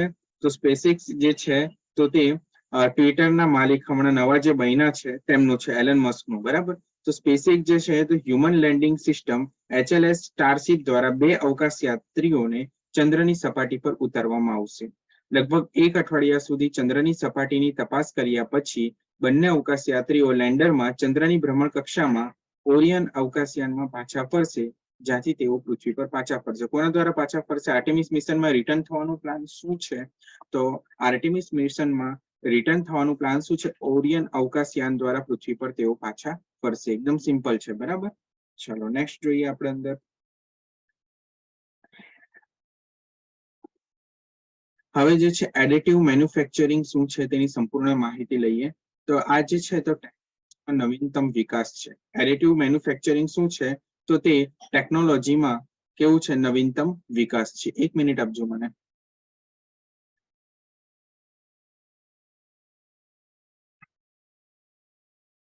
ઓકે. તાજેતરમાં ઇલેક્ટ્રોનિક્સ અને માહિતી પ્રૌદ્યોગિક મંત્રાલયે મેન્યુફેક્ચરિંગ પર રાષ્ટ્રીય વ્યૂહરચના, બરાબર, રાષ્ટ્રીય વ્યૂહરચના જાહેર કરી છે. એક સેકન્ડ, કેટલાક વિદ્યાર્થીઓ હમણાં જોઈન કરવાનો ટ્રાય કરે છે. 1 સેકન્ડ ગીવ મી.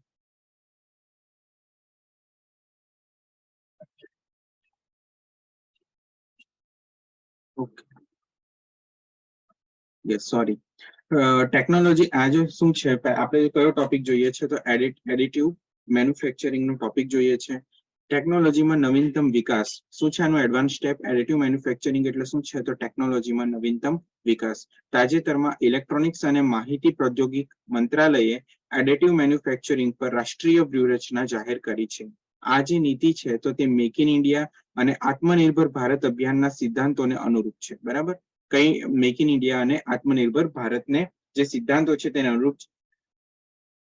તકનીકી પરિવર્તન દ્વારા આત્મનિર્ભરતાને પ્રોત્સાહન આપશે. તો એડિટિવ મેન્યુફેક્ચરિંગનું જે મેઇન કન્સેપ્ટ શું છે? તો ટેકનોલોજીમાં નવીનતમ વિકાસ એ તેનો મેઇન કન્સેપ્ટ છે. અને કોના દ્વારા એ આગળ વધશે? તો મેક ઇન ઇન્ડિયા અને આત્મનિર્ભર ભારત અભિયાન દ્વારા આગળ વધશે. નિર્ધારિત લક્ષ્ય શું છે એડિટિવ મેન્યુફેક્ચરિંગનું? તો 2025 સુધીમાં જીડીપીમાં 1 બિલિયનનો વધારો કરવો, બરાબર.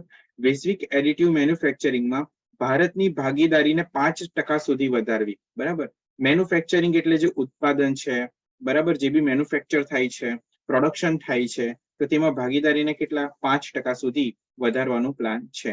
સામગ્રી, મશીનો, સોફ્ટવેર માટે 50 ભારતીય એડિટિવ મેન્યુફેક્ચરિંગ ટેકનોલોજીનો વિકાસ કરવામાં આવશે.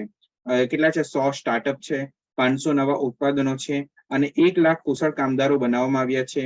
આ ક્ષેત્રમાં સ્ટાર્ટઅપ માટે ઘણી બધી સંભાવનાઓ છે. સ્ટાર્ટઅપનો મતલબ શું છે? કે કોઈ નવો બિઝનેસ આઈડિયા, બરાબર, જૂનો નહીં પણ કંઈક નવો બિઝનેસ આઈડિયા, જે નવું બિઝનેસ મોડેલ કે જેમાંથી રોજગારીની અને કમાણીની ઘણી બધી તકો આવનારા ભવિષ્યમાં ઉપલબ્ધ થશે, તો એને શું કહેવામાં આવે છે? સ્ટાર્ટઅપ કહીએ છીએ આપણે. ઓકે. એડિટિવ મેન્યુફેક્ચરિંગમાં આગળ જોઈએ તો એડિટિવ મેન્યુફેક્ચરિંગમાં કોમ્પ્યુટર એડેડ ડિઝાઇનિંગ અથવા સીએડી સોફ્ટવેરનો ઉપયોગ ઓબ્જેક્ટના પ્રોટોટાઇપ બનાવવા માટે થાય છે, બરાબર. આ પ્રક્રિયામાં પ્લાસ્ટિક, રેઝિન, થર્મોપ્લાસ્ટિક, ધાતુઓ, ફાઇબર અથવા સિરામિક્સ જેવી સામગ્રીના ક્રમિક સ્તરો જમા કરીને ઇચ્છિત વસ્તુઓ બનાવવામાં આવે છે. તેમાંથી બનેલી પ્રોડક્ટ્સ હલકી, મજબૂત અને લાંબા સમય સુધી ચાલતી હોય છે. મતલબ જે એડિટિવ મેન્યુફેક્ચરિંગનો ઉપયોગ કરીને જેટલી બી વસ્તુઓ બનાવવામાં આવે છે, જેમ કે એક એડિટિવ મેન્યુફેક્ચરિંગમાં એક ડિઝાઇનનો ઉપયોગ થાય છે, સીએડી, કોમ્પ્યુટર એડેડ ડિઝાઇન, અથવા આ જે સોફ્ટવેરનો ઉપયોગ થાય છે તે કેવું છે? ઓબ્જેક્ટનો પ્રોટોટાઇપ બનાવવા માટે થાય છે. અને આ પ્રક્રિયામાં જે પ્લાસ્ટિક બને છે, રેઝિન બને છે, થર્મોપ્લાસ્ટિક બને છે, ધાતુઓ બને છે, ફાઇબર અથવા સિરામિક્સની જેટલી બી સામગ્રીઓ બને છે તો તે કેવું હોય છે? વજનમાં હલકી હોય છે અને મજબૂત હોય છે અને લાંબા સમય સુધી ચાલે તેવી હોય છે. અને 3D પ્રિન્ટિંગ એક એવો પ્રકાર છે, મતલબ 3D પ્રિન્ટિંગમાં પણ તે અવેલેબલ હોય છે. લાભ અને મહત્વ તો ઉત્પાદન સમયમાં ઘટાડો, મતલબ એડિટિવ મેન્યુફેક્ચરિંગ થી જેટલી બી વસ્તુઓનું ઉત્પાદન થાય છે, બરાબર, એડિટિવ મેન્યુફેક્ચરિંગ થી જેટલી પણ વસ્તુઓનું ઉત્પાદન થાય છે, બરાબર. તો પહેલા કેવું કે નોર્મલ ફેક્ટરીમાં જે બી વસ્તુઓનું ઉત્પાદન કરવામાં આવે ને તો તેમાં ધારો કે 2 કલાકનો સમયગાળો લાગતો હોય, બરાબર. શું કેવું છું? કે નોર્મલ ફેક્ટરીમાં જ્યારે કોઈ પણ વસ્તુનું ઉત્પાદન કરવામાં આવે તેમાં 2 કલાકનો સમયગાળો લાગતો હોય છે. જ્યારે એડિટિવ મેન્યુફેક્ચરિંગ દ્વારા જ્યારે ઉત્પાદન કરવામાં આવે તો તે સમયગાળો 1 થી 1.25 કલાકનો જ હશે, બરાબર. મતલબ કેટલી? 40 થી 45 મિનિટ બચી જશે એડિટિવ મેન્યુફેક્ચરિંગથી.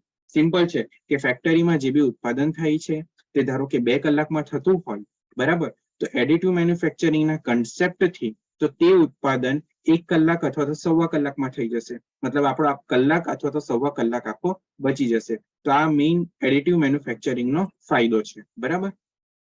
અને એડિટિવ મેન્યુફેક્ચરિંગમાં કયા સોફ્ટવેરનો ઉપયોગ થાય છે? તો CAD સોફ્ટવેરનો ઉપયોગ થાય છે. કોમ્પ્યુટર એડેડ ડિઝાઇનનો ઉપયોગ થાય છે. ખાસ ધ્યાન રાખજો. બરાબર. આનાથી જે મતલબ આ જે એડિટિવ મેન્યુફેક્ચરિંગ છે તો તેમાં શું છે કે ઉત્પાદન સમયમાં ઘટાડો થશે.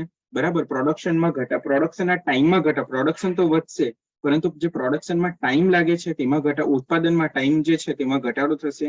અને ઉત્પાદનની ડિઝાઇનની સ્વતંત્રતાને કારણે આજે મેન્યુફેક્ચરિંગ સેક્ટરમાં ક્રાંતિકારી પરિવર્તન લાવશે. બરાબર. આનાથી કાર્બન ફૂટપ્રિન્ટ ઘટાડવામાં પણ મદદ મળશે. આમાં જે કાર્બનનું સ્તર છે ને, જે બી પ્રોડક્ટ્સ બનાવવામાં આવે છે તો તેની અંદર કાર્બનનું પ્રમાણ પણ ઘટશે. બરાબર. અને ઉર્જા સુરક્ષામાં પણ વધારો થશે.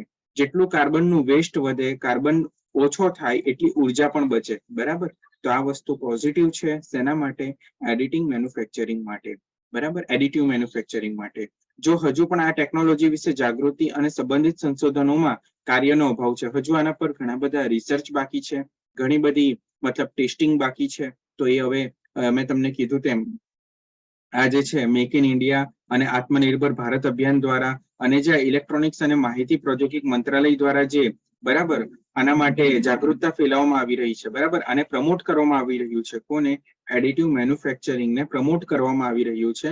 તો તેના થકી બરાબર આ બધી વસ્તુ શક્ય બનશે. બરાબર. તો આ સિવાય ભારત જેવા મોટી વસ્તી ધરાવતા દેશોમાં આવી ટેકનોલોજી પર નિર્ભરતા ભવિષ્યમાં બેરોજગારીનું કારણ પણ બની શકે છે. જો હવે શું છે, મેં તમને કીધું તેમ ફેક્ટરીમાં કામ ચાલતું હોય, બરાબર, તો નોર્મલ ફેક્ટરીમાં કામ ચાલતું હોય તો 100 મજૂરની બરાબર 100 મજૂર કામ કરતા હોય અને એ 100 મજૂર 2 કલાકમાં કામ પૂરું કરે. બરાબર. એ 100 મજૂર શું કરે? 2 કલાકમાં કામ કરે. લખું છું, ધ્યાન આપજો. બરાબર. પરંતુ જ્યારે આ એડિટિવ મેન્યુફેક્ચરિંગના યુનિટમાં કામ ચાલતું હોય ને, બરાબર, એડિટિવ મેન્યુફેક્ચરિંગના યુનિટમાં કામ ચાલતું હોય ને, ત્યાં ફક્ત કેટલા જણા હશે? 25 જણા હશે. બરાબર.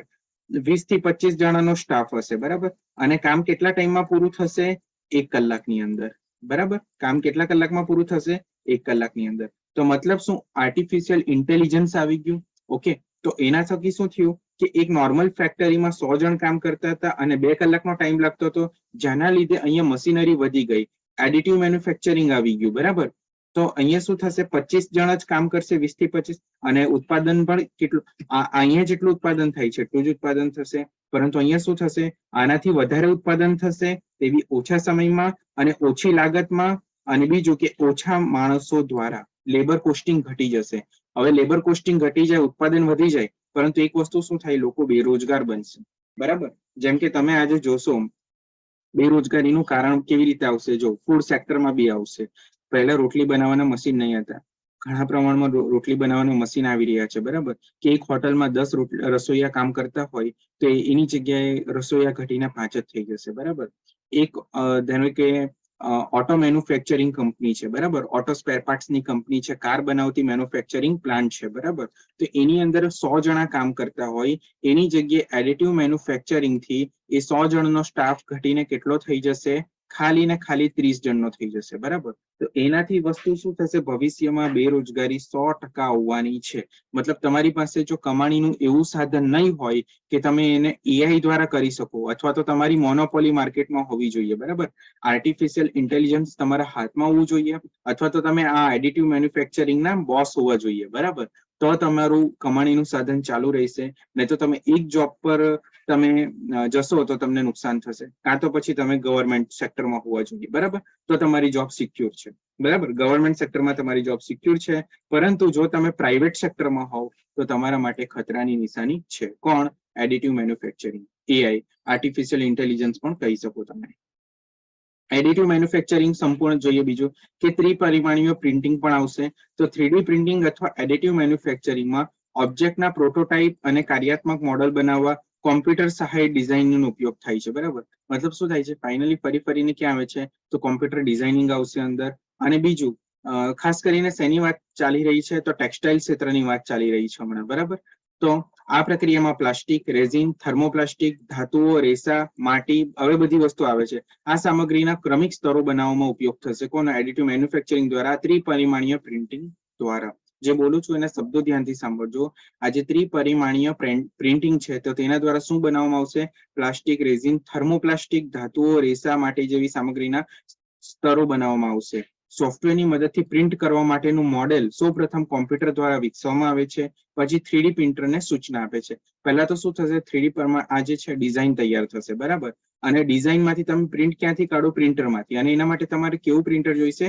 3D પ્રિન્ટર જોઈશે, એડવાન્સ પ્રિન્ટર જોઈશે, બરાબર. એ રીતે 3D પ્રિન્ટિંગ એ પરંપરાગત ઉત્પાદનની વિરુદ્ધ છે. જો પહેલા કેવું કે તમે ધારો કે કોઈ તમે ડ્રેસ લાવો છો, બરાબર, કાં તો માણસ લોકો જે ટી શર્ટ પહેરે છે તો તેમાં પહેલા કેવી પ્રિન્ટિંગ આવતી હતી? 2D પ્રિન્ટિંગ આવતી હતી, બરાબર. Simple printing. તમે એક ટી શર્ટ લાવો છો તો પહેલા સિમ્પલ પ્રિન્ટિંગ આવતી હતી. હવે કેવી પ્રિન્ટિંગ આવશે? 3D પ્રિન્ટિંગ, બરાબર. અને યસ, 3D પ્રિન્ટિંગ કેવી હોય છે? એટ્રેક્ટિવ હોય છે.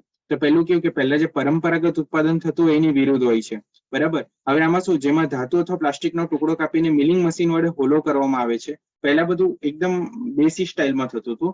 હવે બધું કેવું છે? એકદમ એડવાન્સ ટેકનોલોજીથી થશે. આમ સિમ્પલ આ જે વાક્ય છે તે કહેવા માંગે છે, એટલે બહુ કન્ફ્યુઝ નહીં થતા આ વાક્યમાં. તમને સિમ્પ્લિફાઈડ કરી આપ્યું શોર્ટમાં. આવા ઉત્પાદન માટેના અરજી ક્ષેત્રો, મતલબ આ જે 3D પ્રિન્ટિંગ છે, આ ત્રિપરિમાણીય જે ઇમેજ સેન્સિંગ છે, તો તેના દ્વારા એડિટિવ મેન્યુફેક્ચરિંગમાં કયા કયા ક્ષેત્રો લાઈનમાં છે? બરાબર. જો તબીબી ક્ષેત્ર, જેમ જેમ એડવાન્સ ટેકનોલોજી આવશે, ડોક્ટરો માટેનું પણ ક્ષેત્ર, આપણે જે શરીરને જે ચિકિત્સા કરવાની છે તો તે એડવાન્સ બનતી જશે. સંલગ્ન ક્ષેત્રની ઓટો કંપની મેં તમને કીધું તેમ પહેલા કેટલો સ્ટાફ જોઈતો હતો ને હવે આવનારા સમયમાં સ્ટાફ ઘટી જશે. પછી બીજી રીતે જોયું તો આપણે એસેસરીઝ ઓટોમાં પણ જોયું, તો ત્યાં પણ એસેસરીઝ ઓટો એટલે જ કે જે કોઈ કાર છે તો કાર નિર્માતા કંપનીના જે અલગ સ્પેરપાર્ટ બનાવવામાં આવે તો તેને એસેસરીઝ ઓટો કહેવામાં આવે છે. મોટર સ્પેરપાર્ટ બિઝનેસ છે. કન્ઝ્યુમર ઇલેક્ટ્રોનિક્સ છે, એટલે તમે ટીવી, ફ્રીજ, ઇલેક્ટ્રોનિક્સ, મોબાઈલ જે પણ લેવ છો તે, અને પ્રિન્ટેડ સર્કિટ બોર્ડ, તમે જેટલા બી સર્કિટ બોર્ડ વાપરશો તો તે છે. મતલબ બધી વસ્તુ શેના અંડરમાં આવશે? એડિટિવ મેન્યુફેક્ચરિંગમાં, બરાબર. તો આ વસ્તુ છે. ચલો નેક્સ્ટ જોઈએ. અંદર એડિટિવ મેન્યુફેક્ચરિંગના ફાયદા જોઈએ તો ઉર્જાનો વપરાશ ઘટાડવો અને ટકાઉપણું. મેં તમને કીધું તેમ અગાડી એની લાક્ષણિકતા શું છે? તો વજનમાં કેવા હોય છે? આ જે હોય છે તે હલકા હોય છે, બરાબર, લાઇટ વેઇટ હોય છે. અને ટકાઉપણું કેવું હોય છે? ખૂબ જ મજબૂત હોય છે, બરાબર. અને લોંગ ટાઈમ ચાલે એટલું હોય છે. તેનું ઉત્પાદન વધુ કસ્ટમાઇઝેશન પ્રદાન કરે છે, મતલબ ઘણા બધા ઓપ્શનો આપણને અવેલેબલ કરી આપે છે. ઇન્વેન્ટરી સ્ટોર કરવા માટે ઓછી જગ્યાની જરૂર પડે છે, બરાબર. તો અહીંયા શું છે? સામાન જે સ્ટોર કરવો છે તમારે તેમાં ઘણી ઓછી જગ્યાની જરૂર પડે છે. પરંપરાગત પદ્ધતિઓ વગેરે કરતા ઓછો કચરો પેદા કરે છે, મતલબ વેસ્ટ પાર્ટિકલ્સ છે ને, તો આ એડિટિવ મેન્યુફેક્ચરિંગ દ્વારા જે વેસ્ટ પાર્ટિકલ જે છે તે ઓછા ઉત્પન્ન થાય છે, બરાબર. આવા ઉત્પાદનો માટેના અરજી ક્ષેત્રોમાં આપણે જોઈ લીધા આગળ, બરાબર. આટલા અરજી ક્ષેત્રો છે, તબીબી ક્ષેત્રોથી લઈને પ્રિન્ટિંગ સર્કિટ બોર્ડ સુધીના ક્ષેત્રો. અને બીજું ઇલેક્ટ્રોનિક્સ એન્ડ ઇન્ફોર્મેશન ટેકનોલોજી, આ ખાસ ધ્યાન રાખજો, આઈએમપી છે. ઇલેક્ટ્રોનિક્સ એન્ડ ઇન્ફોર્મેશન ટેકનોલોજી મંત્રાલય એડિટિવ મેન્યુફેક્ચરિંગ ક્ષેત્રની અંદરના તમામ પેટા ક્ષેત્રોને પ્રોત્સાહન આપવા માટે એક વ્યૂહરચના પણ ઘડી રહ્યું છે. મતલબ જેટલી બી ઇન્ડસ્ટ્રીઝ છે ભારતમાં, જેટલા પણ મેન્યુફેક્ચરિંગ હબ છે, તો તે લોકોને પ્રોત્સાહન આપે છે કે તમે આ એડિટિવ મેન્યુફેક્ચરિંગને અપનાવો, બરાબર. પણ આનો ડિસએડવાન્ટેજીસ પણ થવાનો છે. ઘણા બધા લેબર્સ છે, ઘણા બધા લોકો છે બેરોજગાર થશે, બરાબર.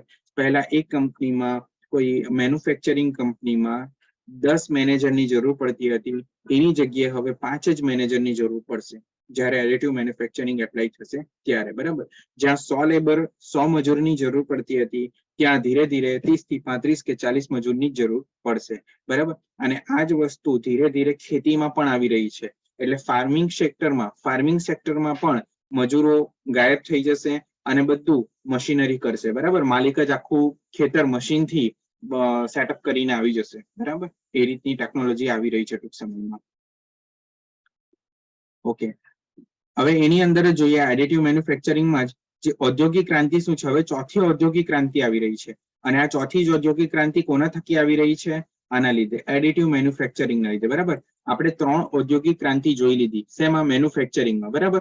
ઔદ્યોગિક ક્રાંતિ મેન્યુફેક્ચરિંગની દ્રષ્ટિએ 3 વાર આપણે જોઈ. હવે ચોથી જે ઔદ્યોગિક ક્રાંતિ આવી રહી છે તો કોના લીધે આવી રહી છે? મારા વર્ડ્સ થોડાક આમ તેમ થઈ ગયા છે. આપણે હમણાં સુધીમાં 18મી સદીમાં પ્રથમ, 19મી સદીમાં બીજી ઔદ્યોગિક ક્રાંતિ જોઈ, બરાબર. ત્રીજી ઔદ્યોગિક ક્રાંતિ 1970ના દાયકામાં આપણે જોઈ, જે હજુ પણ ચાલી રહી છે, બરાબર. અને હવે જે ચોથી ઔદ્યોગિક ક્રાંતિ આવી રહી છે, બરાબર, ચોથી જે ઔદ્યોગિક ક્રાંતિ આવી રહી છે તો તે છે એડિટિવ મેન્યુફેક્ચરિંગમાં, બરાબર. તો એડિટિવ મેન્યુફેક્ચરિંગ થકી ચોથી ઔદ્યોગિક ક્રાંતિ આવી રહી છે, બરાબર. ચાલો તો જોઈએ ચોથી ઔદ્યોગિક ક્રાંતિ વિશે. તો પ્રથમ ઔદ્યોગિક ક્રાંતિ બ્રિટનમાં 18મી સદીના અંતમાં કાપડ ઉદ્યોગના યાંત્રિકીકરણ, સ્ટીમ પાવરના ઉપયોગ અને આધુનિક કારખાનાના ઉદય સાથે શરૂ થઈ હતી, બરાબર. આટલી વસ્તુ છે અંદર. શું કહે છે કે ચોથી ઔદ્યોગિક ક્રાંતિ ક્યારથી પ્રથમ ઔદ્યોગિક ક્રાંતિ ક્યારથી શરૂ થઈ હતી? તો 18મી સદીના અંતમાં કાપડ ઉદ્યોગના યાંત્રિકરણ, સ્ટીમ પાવરના ઉપયોગ અને આધુનિક કારખાનાના ઉદય સાથે તે શરૂ થઈ હતી. બીજી ઔદ્યોગિક ક્રાંતિ 19મી સદીના છેલ્લા વર્ષોથી પ્રથમ વિશ્વયુદ્ધની શરૂઆત થઈ ત્યાં સુધી, એટલે કે 1915 સુધી ચાલી હતી. આ યુગમાં જે વિસ્તારોમાં ઔદ્યોગિક વિકાસ થયો, જેમાં ઔદ્યોગિક વિકાસમાં શું શું શોધાયું? તો વીજળી, પરિવહન, રસાયણો, સ્ટીલ, વિપુલ પ્રમાણમાં ઉત્પાદન અને વપરાશ વધ્યો. આ ક્રાંતિ જાપાન અને રશિયા સુધી પણ પહોંચી ગઈ હતી, બરાબર. પ્રથમ ઔદ્યોગિક ક્રાંતિ ક્યારે થઈ? તો પ્રથમ ઔદ્યોગિક ક્રાંતિ વિશ્વમાં ક્યારે થઈ? તો તમારે યાદ રાખવાનું છે, પ્રથમ ઔદ્યોગિક ક્રાંતિ વિશ્વમાં 18મી સદીમાં થઈ હતી. તેમાં શું ખાસ કરીને કયા ક્ષેત્રમાં ક્રાંતિ થઈ હતી? તો કાપડ ઉદ્યોગના યાંત્રિકરણ, સ્ટીમ પાવરનો ઉપયોગ અને આધુનિક કારખાનાઓનો ઉદય થયો હતો, બરાબર.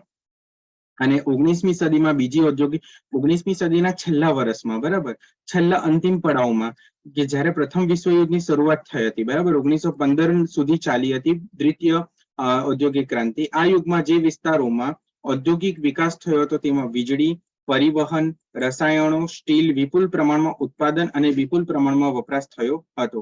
આ ક્રાંતિ જાપાન, રશિયા સુધી પહોંચી હતી. અને ત્રીજી ઔદ્યોગિક ક્રાંતિ મૂળભૂત રીતે ડિજિટલ ક્રાંતિ હતી, બરાબર, કેમ કે કોમ્પ્યુટર આવી ગયા હતા, બરાબર. તો ત્રીજી ઔદ્યોગિક ક્રાંતિ કેવી હતી? ડિજિટલ ક્રાંતિ હતી, જે 1970ની આસપાસ શરૂ થઈ હતી. આ સમયે એપ્લાઇડ ઇલેક્ટ્રોનિક્સ અને ઇન્ફોર્મેશન ટેકનોલોજીમાં નવી શોધો તેમજ 3D પ્રિન્ટિંગ જેવી વિભાવનાઓનો ઉદ્ભવ થયો હતો.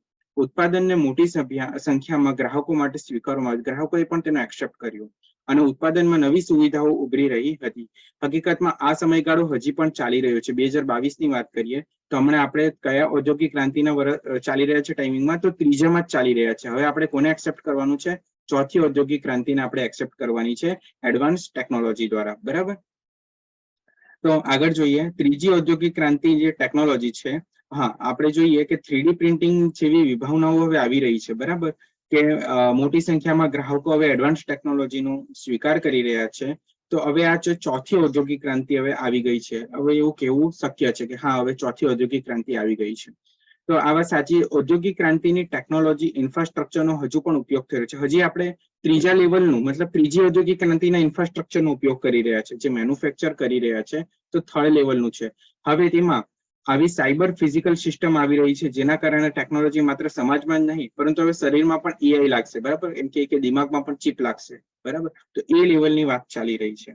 ઉદાહરણ છે કે જીનોમ એડિટિંગ, જો આપણા જનીન ડીએનએ આ જીનોમ એડિટિંગ છે તે પણ થઈ શકશે, બરાબર. પછી મશીન ઇન્ટેલિજન્સમાં નવા સ્વરૂપો, ક્રિપ્ટોગ્રાફિક પદ્ધતિઓ, જેમ કે આપણે ક્રિપ્ટોગ્રાફિકમાં બ્લોકચેન ટેકનોલોજીનો ઉપયોગ કરીએ છીએ. તો આ બધું શેના પર આધારે? ચોથી ઔદ્યોગિક ક્રાંતિ. અને ચોથી ઔદ્યોગિક ક્રાંતિ શેના પર શેના થકી આવી રહી છે? તો એડિટિવ મેન્યુફેક્ચરિંગના લીધે આવી રહી છે, બરાબર. આ ધ્યાન આપજો. ઓકે, સેકન્ડ ક્યાં હતા? Yes, okay. હવે આગળ જોઈએ તો જે ચોથી ઔદ્યોગિક ક્રાંતિ એ ત્રીજી ઔદ્યોગિક ક્રાંતિનો અપગ્રેડેડ તબક્કો છે, બરાબર. આ ત્રીજી જે ઔદ્યોગિક ક્રાંતિ છે, બરાબર, તો તેનો કેવો અપગ્રેડેડ તબક્કો છે, રાઈટ. અને જેનું મુખ્ય લક્ષણ એવી ટેકનોલોજીનું સંયોજન હશે કે જે ભૌતિક, ડિજિટલ અને જૈવિક ત્રણેય વિશ્વને આવરી લેશે, બરાબર. આ રીતે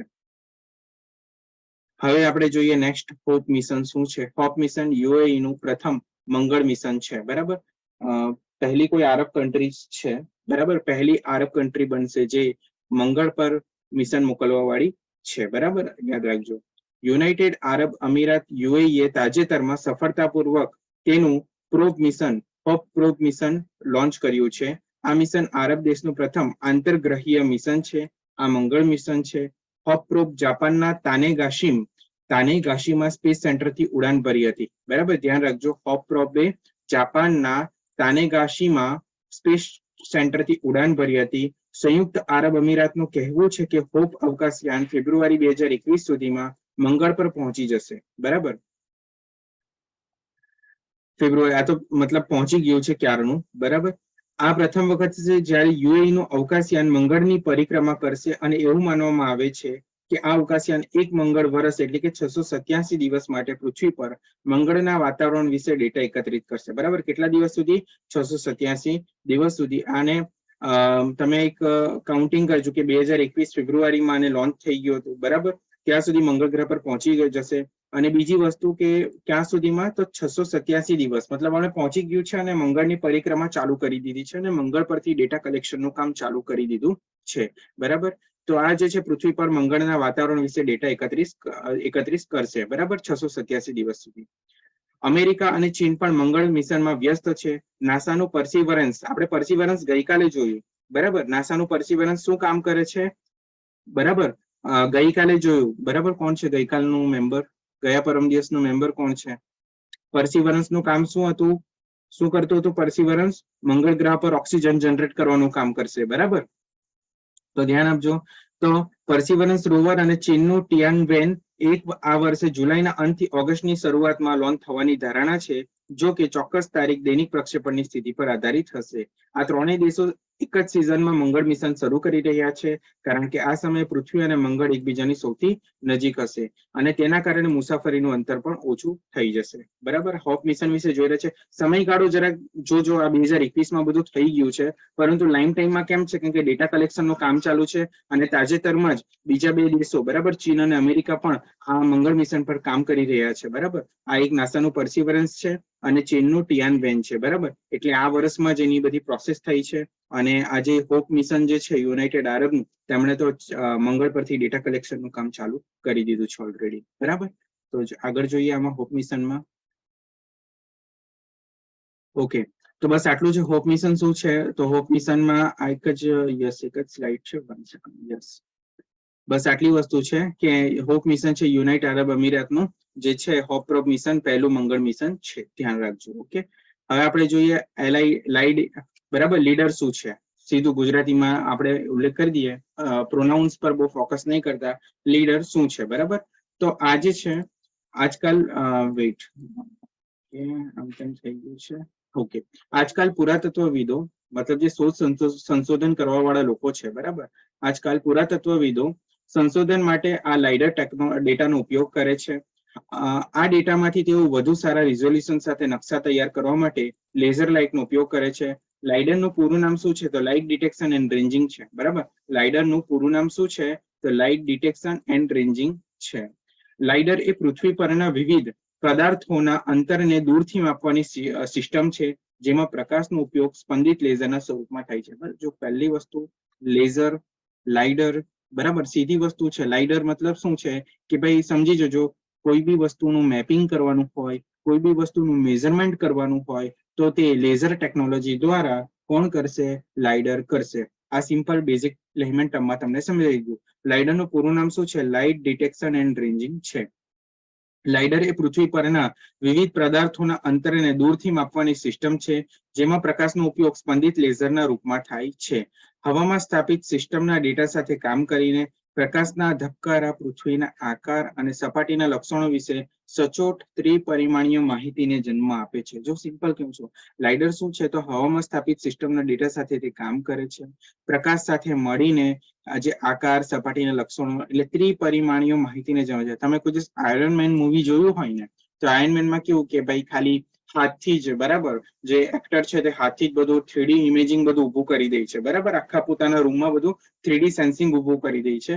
બસ એ ટાઈપનું કામ કોનું છે? લાઇડરનું છે, બરાબર.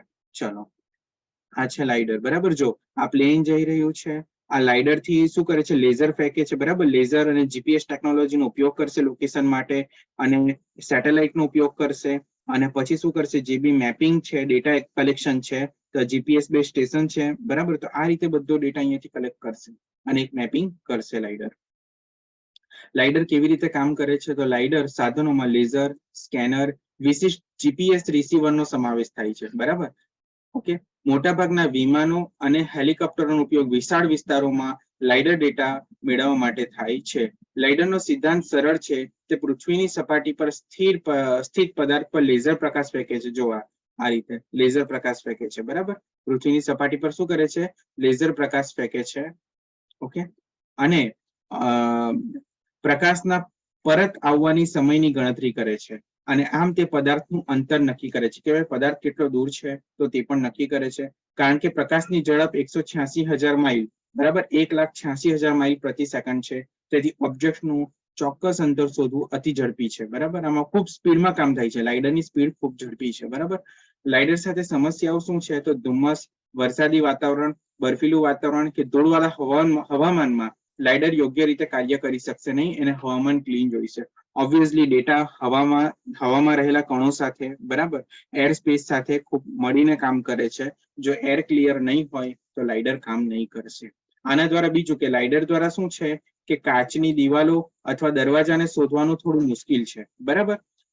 તેથી જો પહેલી વસ્તુ, લાઇડરનો ઉપયોગ સ્માર્ટફોનમાં તેમજ સ્વ ડ્રાઇવિંગ કાર એટલે કે ઓટો સેલ્ફ ડ્રાઇવિંગ કારમાં પણ લાઇડરનો ઉપયોગ થાય છે. પરંતુ એની એક ડ્રોબેક છે કે કાચની દિવાલ હોય કે દરવાજો હોય તો થોડું એને મુશ્કેલ થાય છે ઓપરેટ કરવાનું. તો લાઇડર શું કરશે? એના માટે આ લોકોએ શું કર્યું ટેકનોલોજીમાં? બીજા કેટલાક કેમેરા અને સેન્સરનો ઉપયોગ કર્યો લાઇડરની ખામીને દૂર કરવા માટે. મતલબ લાઇડરની ખામી નહીં કહે, પણ લાઇડરની જે ડ્રોબેક છે, જે ઉણપ છે, તેને પૂરી કરવા માટે લોકો શું કરે? એક્સ્ટ્રા કેમેરા અને સેન્સરનો પણ સાથે ઉપયોગ કરે છે. કોણ? તો ઓટો ડ્રાઇવિંગ કાર વાળા અને સ્માર્ટફોન વાળા, બરાબર. તો આ છે લાઇડર. એના વિશે આપણે જોયું, બરાબર. શું છે? તો લેઝરથી જે ધરતીનું, પૃથ્વીનું મેપિંગ કરવાનું છે, પહાડી જંગલ વિસ્તારોનું મેપિંગ કરવાનું છે, તો તેના માટે લાઇડર ખૂબ જ ઉપયોગી છે. કે તમારે જેમ કે આપણે જોયું ઇતિહાસમાં સિંધુ ખીણની સંસ્કૃતિ વિશે આપણે અભ્યાસ કર્યો, તો જે આપણને કોઈ એવી સાઇટ્સ મળી ગઈ, બરાબર, કોઈ એવી મોટી સાઇટ્સ મળી ગઈ, તો તેના વિશે આપણે સંશોધન કરવાનું છે, તેનું મેપિંગ કરવાનું છે. તો આપણે કોના દ્વારા એ મેપિંગ કરી શકશું? લાઇડર દ્વારા કરી શકીશું, બરાબર. તો આ વસ્તુ છે, લાઇડર શું કરશે? મેપિંગ કરશે. શેના દ્વારા? લેઝર ઓબ્જેક્ટ દ્વારા, બરાબર. લેઝર, સ્કેનર અને વિશિષ્ટ જીપીએસ નો ઉપયોગ કરીને આ વસ્તુ કરશે. તો મિત્રો, આનો વિડીયો મેં રેકોર્ડ કર્યો છે.